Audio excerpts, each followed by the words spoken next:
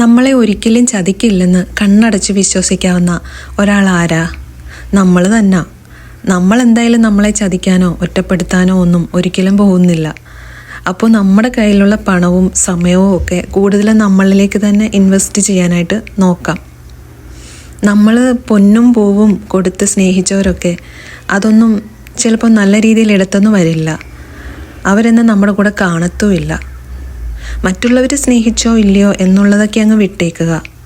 ഒരു പരിധി വരെ നമ്മളെ ഉയർത്താനൊക്കെ നമ്മളെ കൊണ്ടും പറ്റും.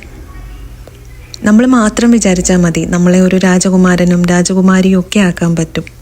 നമുക്ക് വാങ്ങാൻ പറ്റുന്നതിലെ ഏറ്റവും വില കൂടിയ ഡ്രസ്സ് തന്നെ നമുക്ക് വേണ്ടി വാങ്ങിക്കുക. പൈസ കയ്യിലുണ്ടെങ്കിലേ നമുക്കൊരു സഹായിയെ വയ്ക്കാം. നമ്മുടെ ജോലി ഭാരം പകുതി കുറഞ്ഞു കിട്ടും.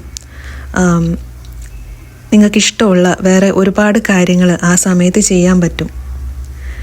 സമയം കൂടുതലുണ്ടെങ്കിൽ എന്തെങ്കിലും പുതിയ കോഴ്സുകളൊക്കെ ചെയ്ത് അപ്ഡേറ്റഡ് ആയിട്ടിരിക്കാനൊക്കെ നോക്കുക, സമയം വെറുതെ കളയാതെ.